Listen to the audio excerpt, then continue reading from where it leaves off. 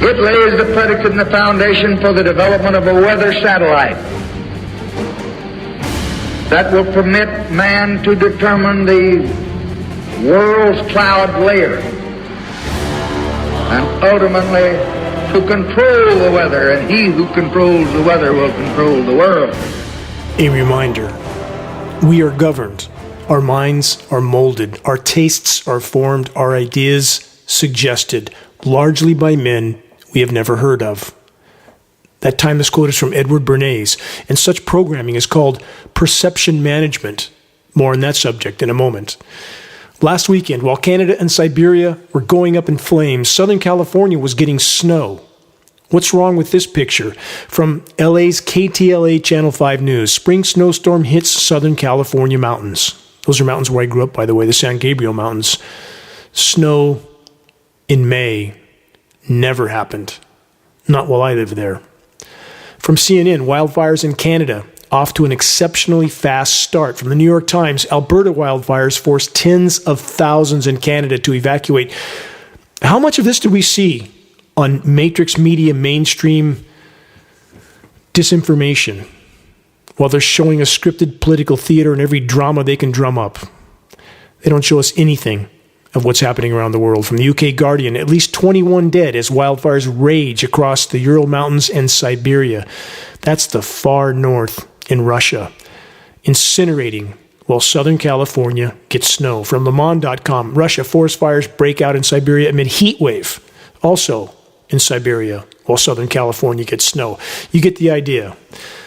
Far north near the Arctic, baking and burning while Southern California shivered in snow, or at least some form of chemical ice nucleated frozen material. None of this is nature. It is an already highly damaged planet being completely pushed over the edge by highly toxic covert climate engineering operations, aka weather warfare. The vast majority of the human race remains completely asleep at the wheel, on a programmed form of autopilot, oblivious to their surroundings, dying trees, disappearing wildlife, and science fiction skies almost never blue, and frequently striped or fogged out with filth from the never-ending climate engineering atmospheric aerosol spraying onslaught. It can't continue, and it won't. Wikipedia definition of the term sacrifice zone. Consider this, and we'll plug this into the equation. A sacrifice zone or sacrifice area, often termed a national sacrifice zone or national sacrifice area, is a geographic area that has been permanently impaired by heavy environmental alterations. Yes, environmental alterations. To put it mildly, look up, connect the dots while there's still time. We, all of us, each of us, are now passengers on a planetary sacrifice zone.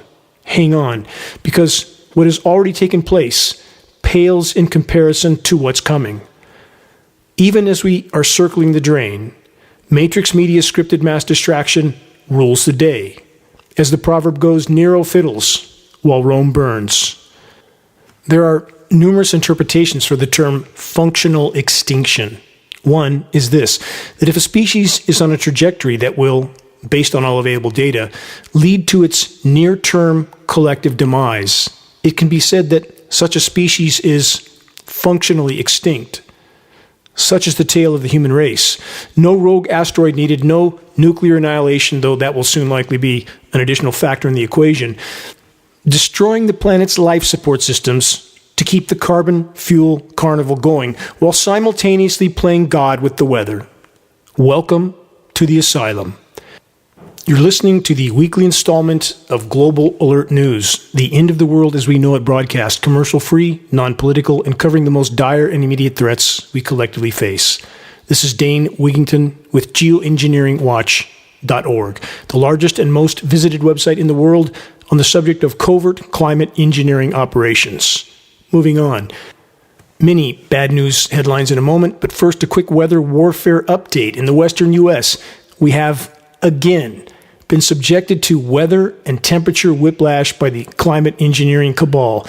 Over the course of about the last 2 weeks, from winter to summer, back to winter, and now back to summer, with record-shattering heat in the West in store. The jet stream configuration over the west was as extreme as it gets. I'm not sure I've ever seen one quite this extreme over the west. It came from just off the Baja Peninsula, about 2/3 of the way down, straight up the eastern Pacific, which is off the coast of the U.S., almost heading toward the northwest, all the way to almost Alaska, giant U-turn, and then back down just inland from California, a giant loop that wrapped around the high-pressure dome that's being manipulated in California now. The jet stream manipulation is so extreme, it's questionable how much the climate system can take. And many would ask, can the climate engineers manipulate jet stream patterns by manipulating atmospheric pressure zones with installations like HAARP, ionosphere heaters like HAARP in Alaska? One of many such installations? Short answer, yes. As stated in previous broadcasts, on so-called mostly sunny days when it's hot, the UV radiation is brutal and searing. And again, quote, mostly sunny, meaning that skies are either completely or partially contaminated with climate engineering filth. It's not just the long visible trails, but the already dispersed and scattered solar radiation management particles. Hazy, filthy, fuzzy skies. How many even remember our once deep blue skies? About the heat penetrating, off-the-chart UV radiation. The Weather Channel's climate engineering cover-up actors continue to point out how fast parked cars left in the sun now heat up, and how dangerous it now is for anyone left in such a car, children or pets, for example. What the climate engineering cover-up actors don't disclose is why the thermal energy buildup is now so extreme in parked cars with the windows up, and is now so, again, severe for the occupants that may be in that car. The disintegrating ozone layer is allowing off-the-chart UV levels to bombard Earth's surface. Climate engineering is the single biggest factor in this equation by far. Search the ozone destruction section on the homepage of geoengineeringwatch.org to learn more. If you think it was just those hairspray cans destroying the ozone layer, think again. Mass distraction, while climate engineering wreaks havoc on what is yet left of the planet's life support systems. Back to the toxic precipitation in the West. New from several sources, half the western U.S. is out of drought, but not fully recovered, the headline states. It goes on. Hydrologists from the National Oceanic and Atmospheric Administration said deep snowpack across much of the West will bring short-term relief. Let's stop there for a moment. Short-term is certainly the right term. You can't erase, for example, in my location on the east side of Lake Shasta in Northern California, you can't erase 500 plus missing inches of rain since 2007. And the rain that does fall is toxic, killing soil microbiome. More on that later in this broadcast. And aquatic life, insect life, the UV radiation bombarding the foliage in the trees, shutting their stomata, creating a condition called VPD, vapor pressure deficit. That's why the forest doesn't smell like a forest anymore, because trees are not breathing as they should, conifers especially. The predominant tree in the western forest, the Douglas fir, is dying everywhere in western forests. And we hear nothing about it, except when official sources blame it on, quote, the beetles. Beetles are a symptom of a sick and dying tree. When the soils are poisoned, when the air is poisoned, when the UV is so intense, when the hydrological cycle is so all over the board, of course the forests are going to die. And even though there's some growth this year in parts of California on certain species of tree that are much more resistant and resilient, that doesn't change the overall trajectory. But it is designed to pacify populations, to put them back to sleep, to make them think that it's all over now. Everything's going back to normal, which couldn't be further from the truth. Wait till the end of this summer and let's see how many incinerations we have. In southern and central parts of the country, engineered colliding cold, hot air masses and chemical ice nucleation. Translation, flash flooding, cyclonic rotations, aka tornadoes, and lots of extremely damaging toxic hailstorms, which are becoming the norm with ever larger hail sizes. Again, chemical ice nucleation cloud seeding operations are core to this equation. Please search the engineering winter section on the homepage of geoengineeringwatch.org to learn more than what most are even willing to face. And for the record, the engineered flash cool-down zones are only a shallow surface layer of cold, generally not more than 500 to 1,000 feet thick. Above that, temperatures in so many cases are remaining much, much higher, and this can continue all the way to the top of the troposphere. As previously stated in this broadcast, on 2 occasions, private jet pilots that fly some very important passengers, I shouldn't say important, they're well known, have contacted geoengineeringwatch.org in a panic due to their jets being forced into an autopilot descent from just above 40,000 feet because the outside air temperatures were about 45 degrees above normal. The air wasn't thick enough to carry the aircraft. We are in completely uncharted territory now. And for those that think that melting runways in the midst of heat waves and aircraft being forced into auto descents because the air is so warm outside their aircraft, for those that think that that's as bad as it can get, think again. What's coming is unimaginable, and so few have any idea how bad it will get. So here's a summary of what I just covered. The on and off engineered surface cooldowns are used to skew climate data, thus masking the true extent of unfolding planetary meltdown.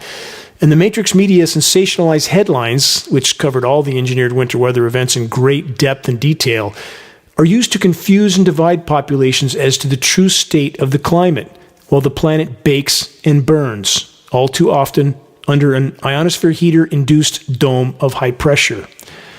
Current case in point, mentioned a moment ago, the record heat dome now over the western U.S., further fueling record high temperatures. And with the thermal expansion of Earth's surface, seismic activity. On Thursday of this week, a 5.5 earthquake hit Northern California. I felt that one and was not so surprised by it.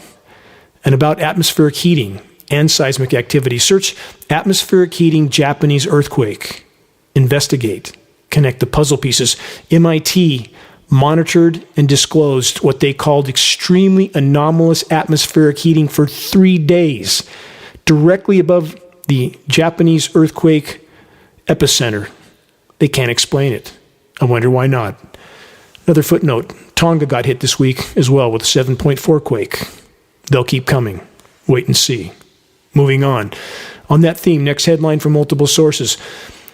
The far north is burning and turning up the heat on planet Earth. From Canada to Russia, far north wildfires are already raging and it's only spring. That's from the report as well. For those that still want to pretend that it's some sort of hoax, please rethink that narrative, because it is exactly the narrative that the controllers of the Matrix and the climate engineers want the alt media to recite. And that narrative divides a population that needs to unite against the destruction of the planet's life support systems. And it's not just climate engineering. I've said it so many times, and I'll continue to do so. It's not a this or that equation. All forms of human activity that harm the planet's life support systems, that alter the energy balance of the planet, are a problem. All of them. Climate engineering being the worst of all, but not the only problem. So to pretend that we can continue the carbon fuel carnival forever is simply not reality. Matrix media has been so successful at polarizing populations into so much disdain for individuals like Al Gore, and I feel the same disdain. He's a part of the problem, not a part of the solution. He owns stock in the very companies he claims to be fighting against. How hypocritical is that? And the same is true with every single environmental group of any significance. None of them admitting to climate engineering operations. None of them deserve a single cent unless or until they acknowledge and join the fight against climate engineering operations. But because there's so much disdain for these sources and individuals, that doesn't mean you take the opposite position of anything they say because you don't like them. That's not rational. As I've stated at geoengineeringwatch.org for now almost 15 years, what we're officially being told about the planetary meltdown falls far short of how bad it really is. It's far worse than anything we have been told, and now that's coming out week after week. Article after article, it says, oh, it's way worse than we thought. From the so-called climate science community. If we knew at geoengineeringwatch.org, how come they didn't know? Glacier melt-off in Greenland, by one report, 100 times worse than they thought. How can they possibly miss by that much? Because they've lied up until now, and now the truth is becoming harder and harder to hide. That's what's occurring. This equation is unimaginably exponential. There are perhaps as many as 50 feedback loops that have been triggered. As the climate system completely unravels, the geoengineers, the weather makers, are losing any control that they thought they had as they wage weather warfare on populations around the globe. The manipulators of the matrix thought they could play God with the weather indefinitely, but they'll soon find out how wrong they were. And about the ever-increasing wildfires, how do they serve the geoengineering agenda? For a short, shocking video report on the subject, one of our most important reports, search Wildfires Serve Geoengineering Agenda. The link may be harder to find on Google since they're doing their absolute best to censor geoengineeringwatch.org.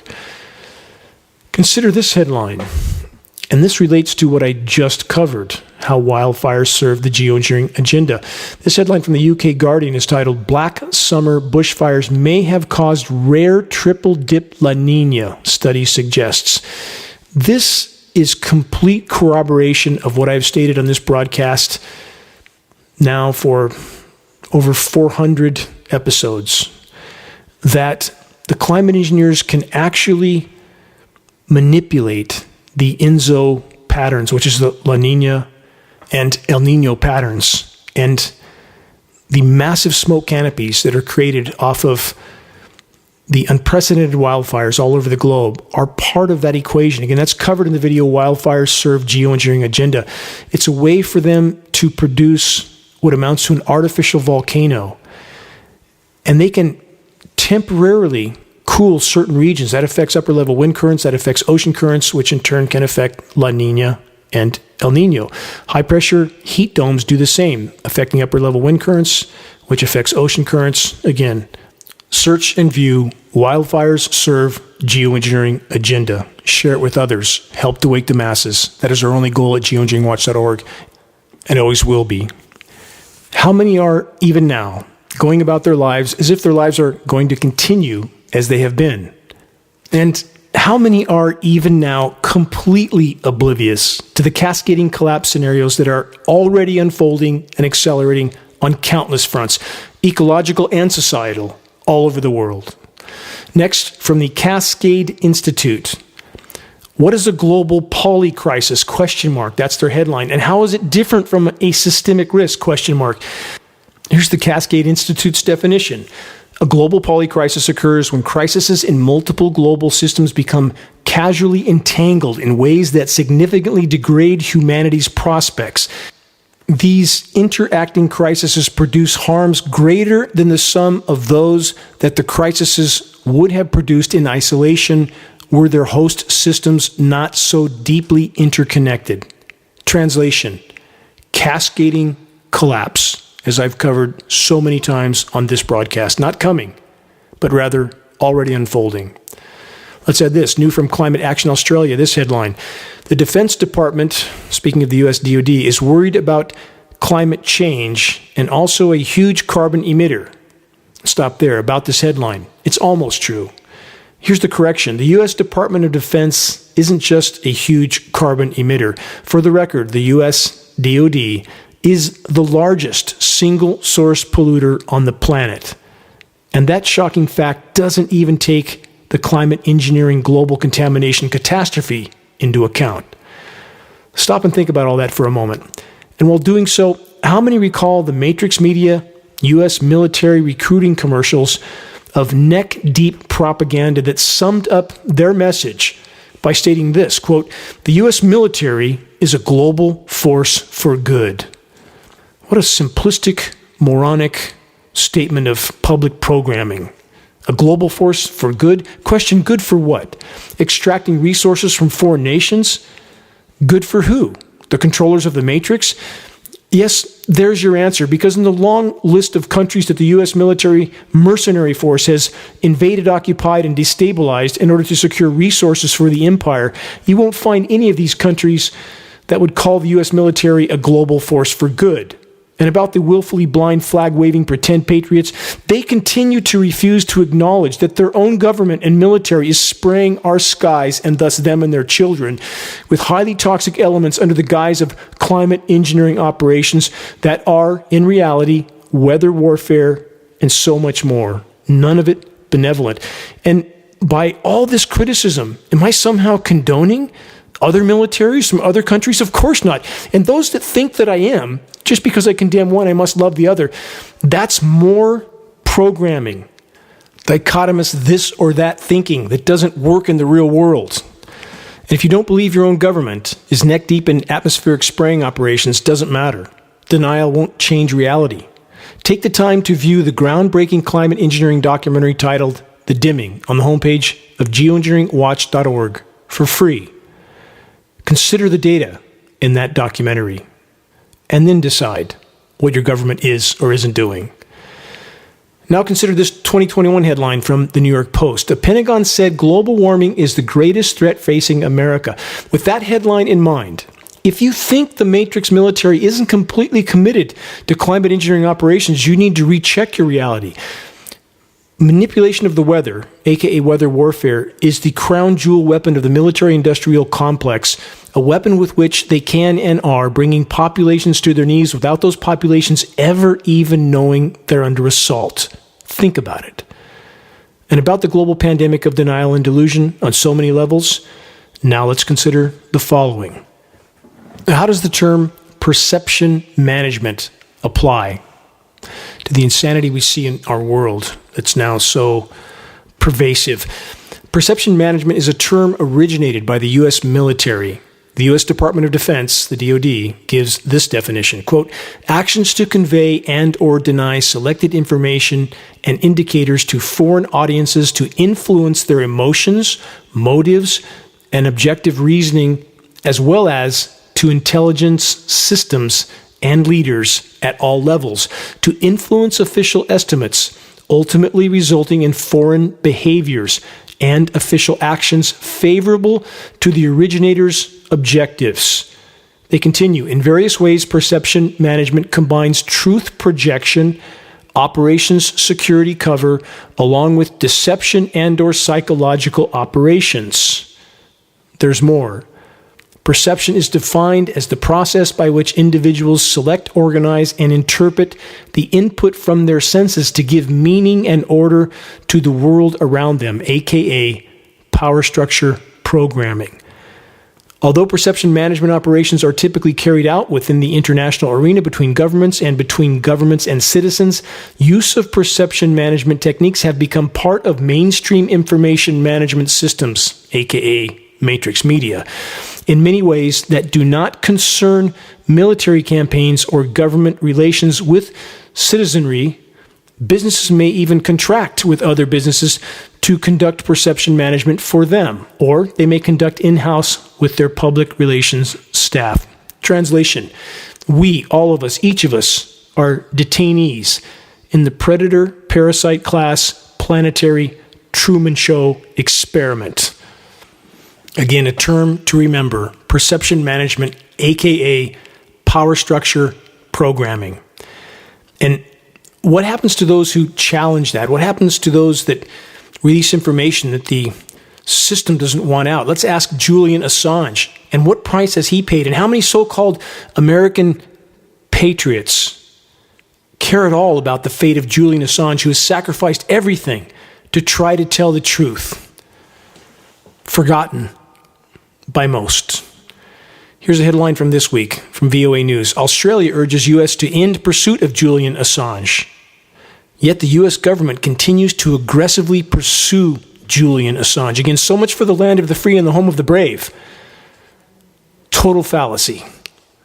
Take the time to view The Fifth Estate about this incredibly courageous individual. How many want to keep pretending that our government exists to protect us and our posterity?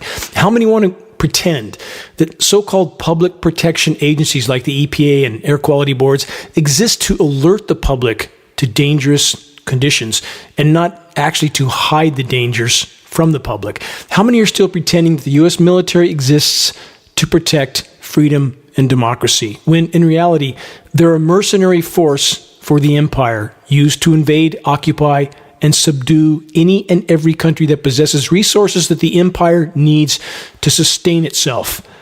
And again, the caveat, no, I'm not endorsing any other country. They're all bad. It's a matter of scale. And never forget this, that no matter what the publicized surface conflicts are between nations, they are all colluding and cooperating on covert climate intervention operations. It cannot be otherwise. And we have 800-page documents at geoengineeringwatch.org that expressly describe and outline this global cooperation, even between otherwise adversarial nations. That's how it works. Look behind the curtain. You won't like what you see. Let's stop and consider this recent tweet from NASA scientist Peter Kalmus, who said, quote, "It's depressing that there are still so many, quote, idiot climate deniers despite the stunningly obvious nature of global heating and its impacts." The NASA scientist Peter Kalmus continues saying this, quote, "I'm embarrassed for our species, dismayed by the inaction of our leaders, and terrified for our future," end quote. Mr. Kalmus, here's my response. Take a good, long look in the mirror and ask yourself how you can call yourself a scientist and pretend that climate engineering operations are at the core of this equation, making it far worse, not better. And yet the whole of the so-called science community pretending that we don't see it, what we see in the skies. It's not really there.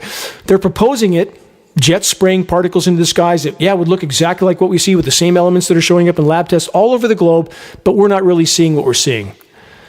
Total insanity. So again, for a scientist like this, I would suggest he take a long look in the mirror. In fact, and hopefully someone will send him a link to the dimming and ask for his response. All of these people need to see that indisputable proof that climate engineering operations are ongoing so that they're put on notice that we know that they know. And that one day, soon, when the climate engineering assault is fully exposed, all those who helped to hide it should be, one would only expect, held legally and morally accountable by a population that is justifiably enraged. Moving on, here's another dose of deception from Matrix Media and the so-called climate science community from usatoday.com.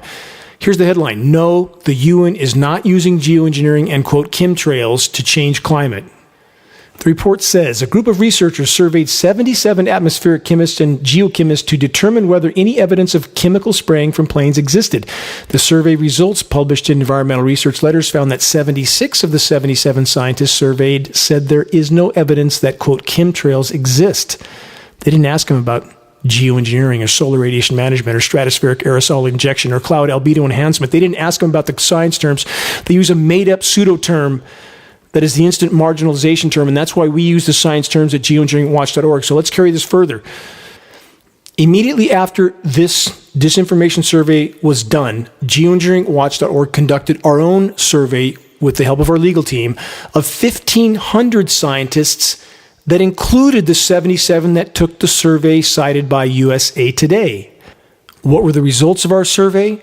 Not one of 1,500 scientists was willing to deny that climate engineering was occurring on the record. Not one.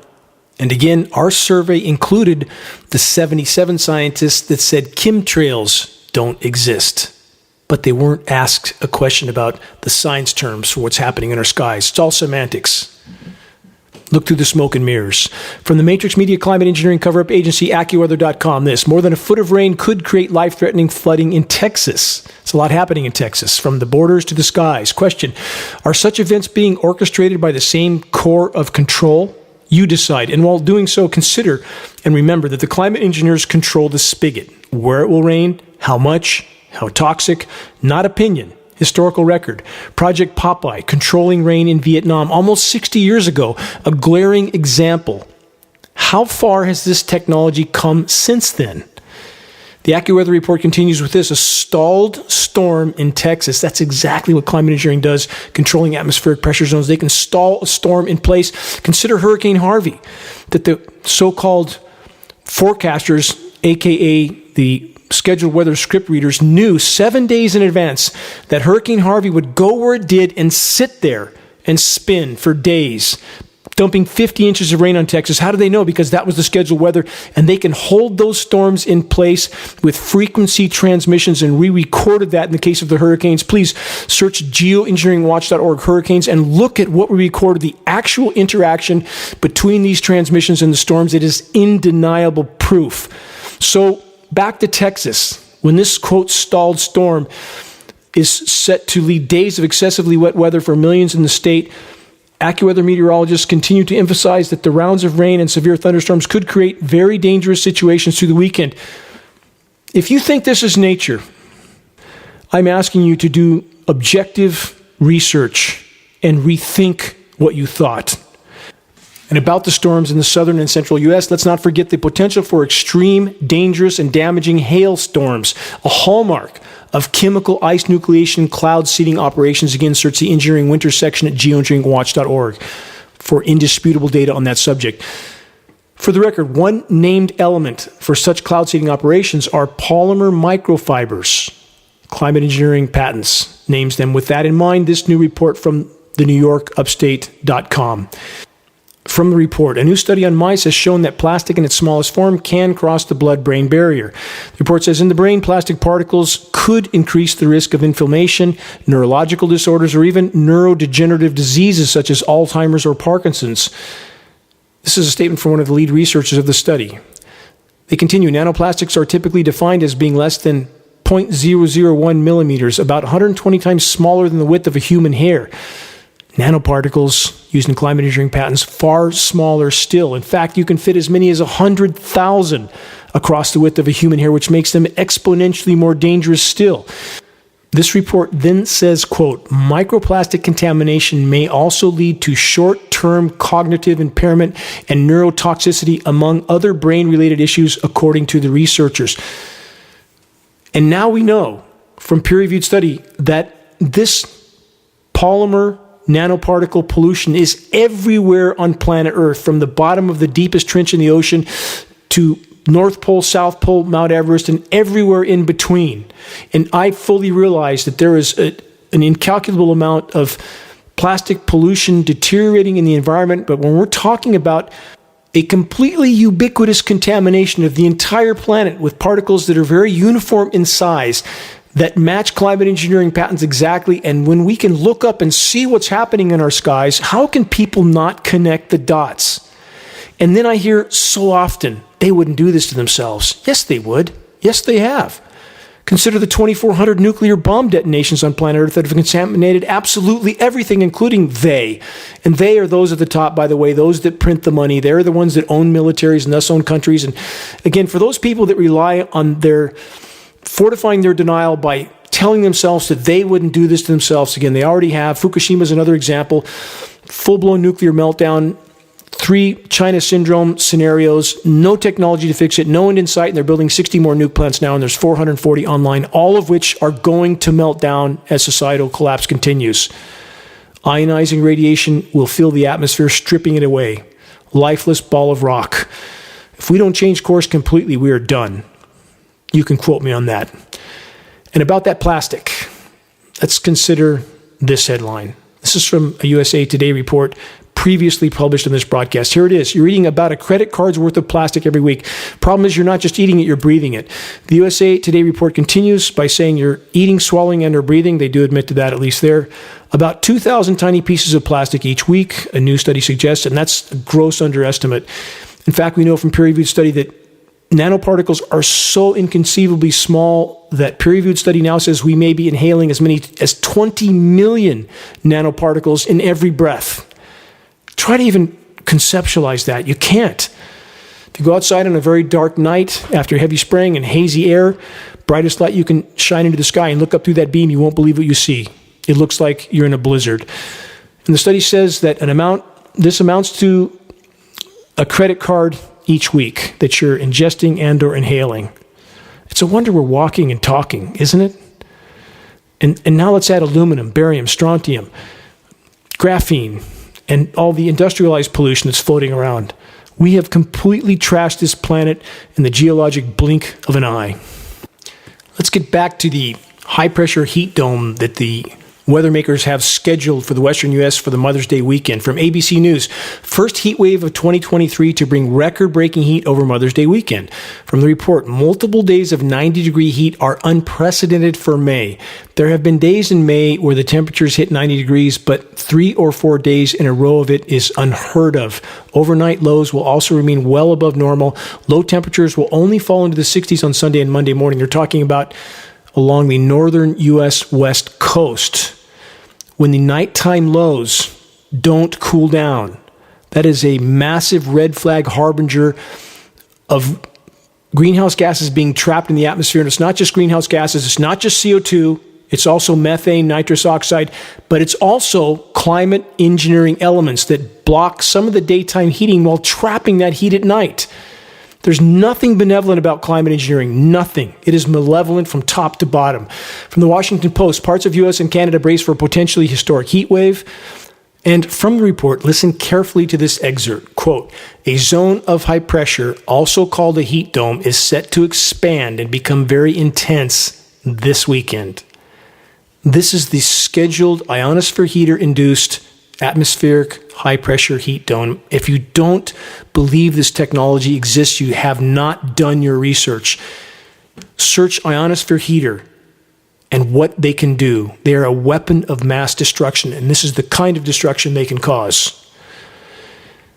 And what's this doing to us? New from PBS.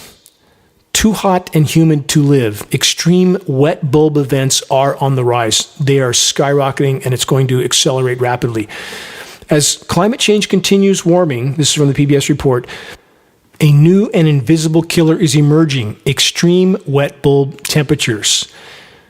This refers to a potentially lethal combination of heat and humidity that until now have appeared more infrequently around the world. But models predict that this combination is likely to become an increasingly big problem in the coming years. It's a given. It's already happening now. What is the wet bulb scenario? How do they calculate that?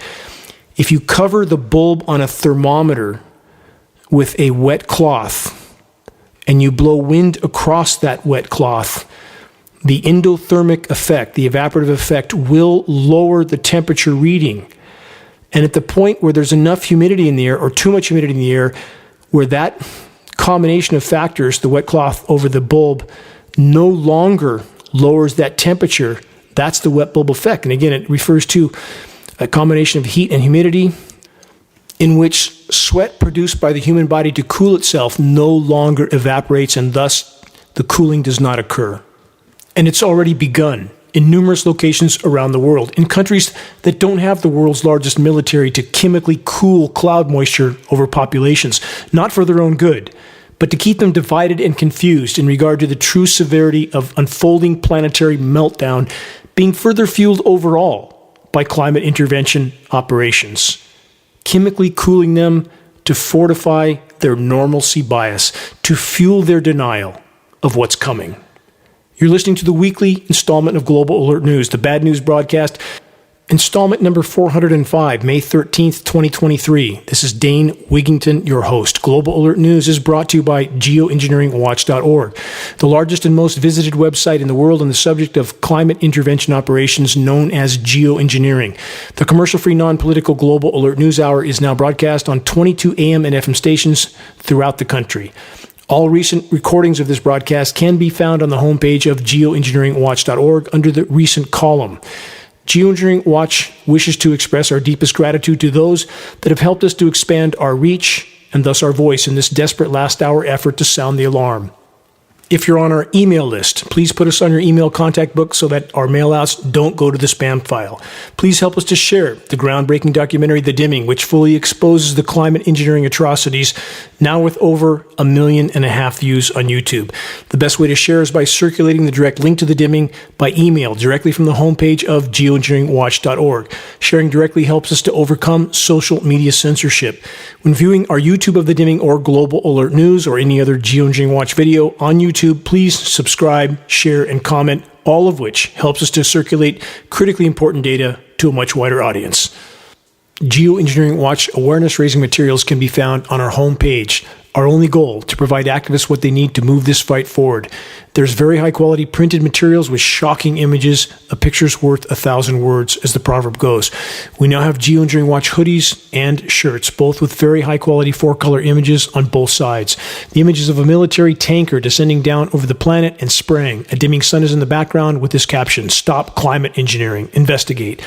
And on the bottom, geoengineeringwatch.org, so that people can find a credible source of data. We have scannable business cards and bumper stickers, all effective tools to help strike up a conversation on the climate engineering issue.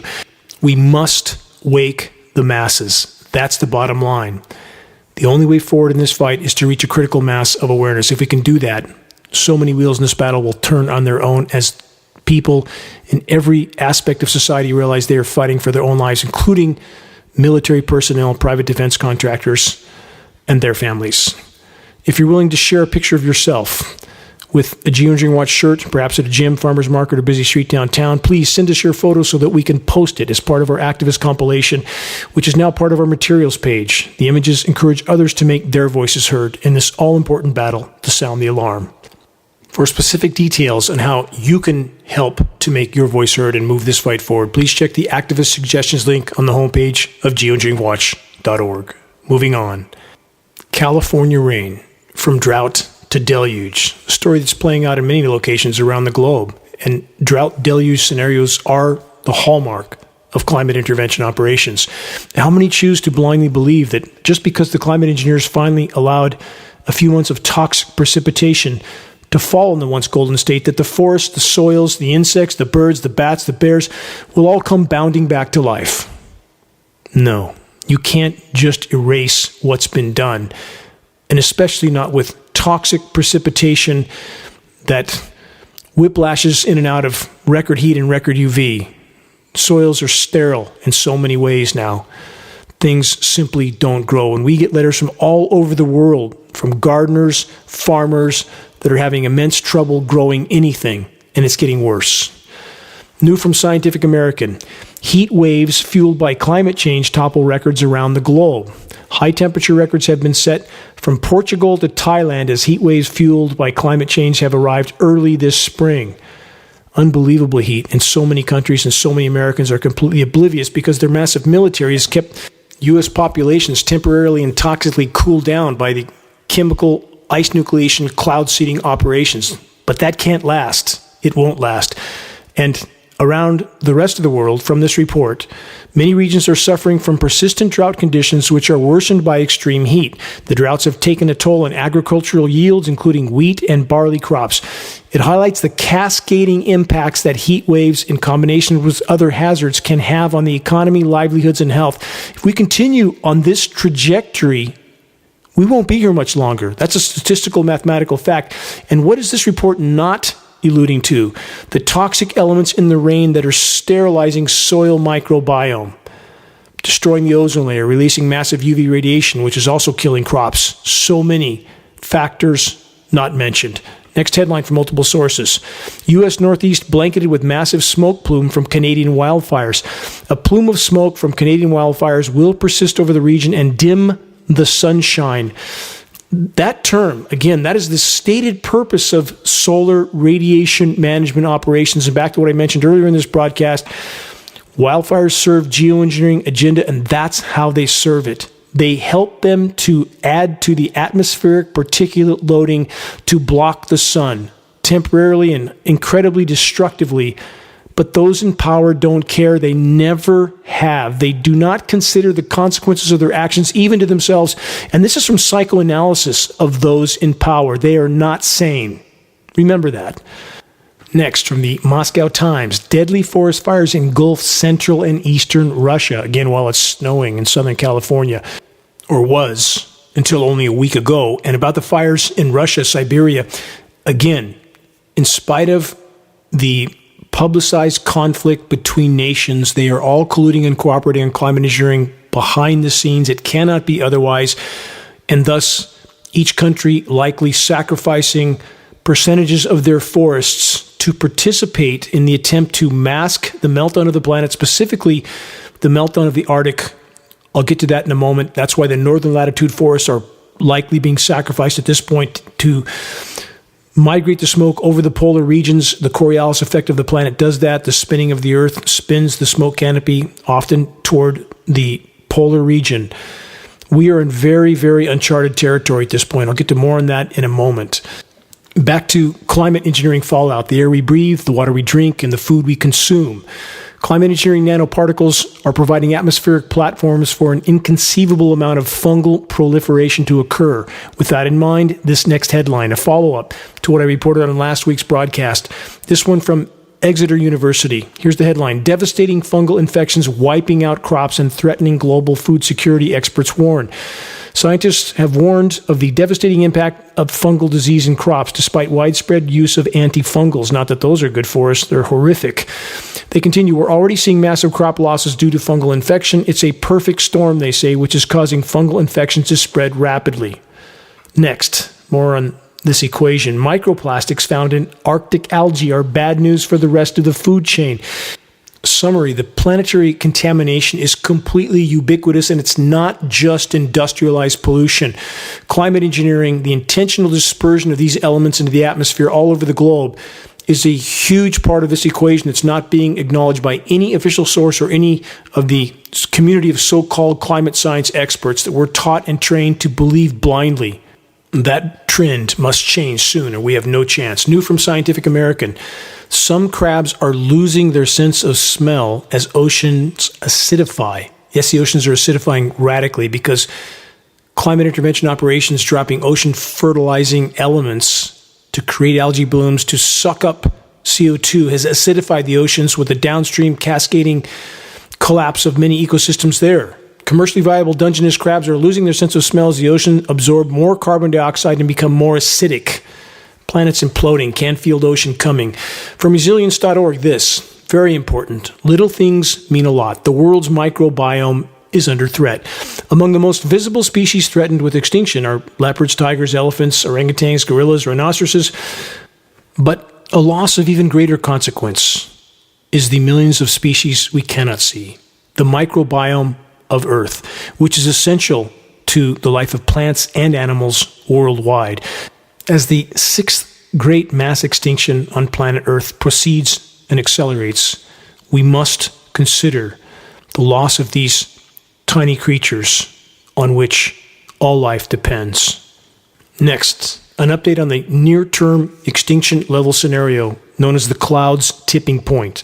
Again, what this term refers to is the threshold of atmospheric gases in which clouds can no longer form. Game over.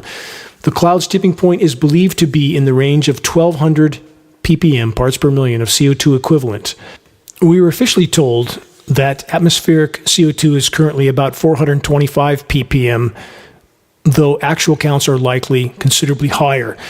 And when other rapidly increasing atmospheric gases like methane and nitrous oxide are included in this equation, the CO2 equivalent is likely in the range of 850 ppm parts per million. If so, this leaves us precariously little time to completely alter our current course, lest we reach the 1,200 ppm cloud tipping point. Further, massive frozen methane deposits in polar regions are now thawing and releasing, which is rapidly adding to the atmospheric loading of heat-trapping gases. Some of these deposits are literally exploding from Arctic tundra. I'm not asking anyone to blindly believe anything I report in this broadcast. What I'm asking for is honest investigation while there's still time to do so. On the subject just covered, please search Siberian methane craters for a start. The images will shock you. They look like a nuclear bomb crater. A final footnote of grave importance in regard to the Arctic and the methane stored in the seabed of the Arctic Ocean. We're hurling toward what is known as a BOE, a blue ocean event. That term refers to the moment there is an ice-free Arctic at the end of the summer melt season. Once that occurs, the heat buildup on our planet goes truly exponential. Sea ice reflects 90% of the sun's incoming thermal energy. The dark sea surface absorbs 90%. Once the ice completely blows apart, the Arctic Ocean will heat rapidly. Seabed methane will thaw in mass. The methane blowouts will migrate into our atmosphere, covering the planet like a layer of glass. This process has already begun. If it continues, it will soon be game over. Climate engineering, in the attempt to hide what is occurring, is making it far worse, not better. Based on current geologic calculations, the methane hydrate deposits in the Arctic alone are large enough to turn our planet into a lifeless ball of rock. As I've stated many times, it's known as Venus Syndrome. Search geoengineeringwatch.org Venus Syndrome to learn more. Again, the Blue Ocean event in the Arctic is coming. Ongoing climate intervention operations are pushing us further and faster toward it. Short-term toxic surface cooldowns at the cost of an even worse overall warming and a cost of destroying what's yet left of the planet's remaining life support systems. And if that happens, all other causes and concerns become moot. So with that in mind, I have this question. Why is it that so many self-proclaimed truth-tellers on social media networks still refuse to even mention the near-term existential threat of global climate engineering weather warfare operations? Not a word on this most dire issue, let alone giving the weather warfare threat the priority focus it so deserves. And even sources that focus on health and environmental conditions the same. Deafening silence in regard to the climate engineering subject, in spite of the fact that the highly toxic climate engineering fallout is completely contaminating the entire planet along with every breath we take. It's literally a form of atmospheric biological warfare. And not a word from so many self-proclaimed social media truth-tellers that want you to believe they're informing you of all the most dire threats to your health when they aren't. How many that consider themselves to be climate engineering activists have long since left the battlefront? Why? There are likely many reasons, but whatever they may be, giving up on the battle to expose and halt climate engineering, aka weather warfare, isn't an option. I'll continue to hope that those who have abandoned the fight will return to help us carry this torch forward into the gathering storm. Consider the only possession that we can ever truly call our own is our God-given will. Everything else can be taken. Everything else is ultimately not in our control. Your possessions, all of them, whatever they may be, your family, your friends, your health, even your life, ultimately, none can be considered as ultimately being in our control. All of it can be taken from us, one way or another. But so long as we are living our God-given will and what we individually choose to do with it is in our control alone. Question, what do you want to be found doing when your final day comes? Manning your appointed post till the brutal bitter end, or something else? I never wanted this battle. I'm not an activist or political in any way, shape, or form, but I remember with crystal clarity when my calling came. So much has happened since that time. The journey continues. I'll remain at my appointed post, no matter what comes. It's my obligation to the whole. I don't own my life. I owe it. During the course of this long and arduous journey to expose and halt the climate engineering assault, I've had the great honor to cross paths with so many that have summoned their courage and are now helping to carry this torch forward into the gathering storm. I feel the deepest gratitude toward each of you that have joined this epic fight for all that matters, literally, life on Earth. We march together in this epic battle. It is our collective efforts that can yet make a difference, even at this late hour. Search the activist suggestions link on the homepage of geoengineeringwatch.org for specific details on how to help move this fight forward. Share credible data from a credible source. Make your voice heard. Make every day count. Until next week, stay strong. Never yield to the fading of the light, ever. This is Dane Wigington with geoengineeringwatch.org.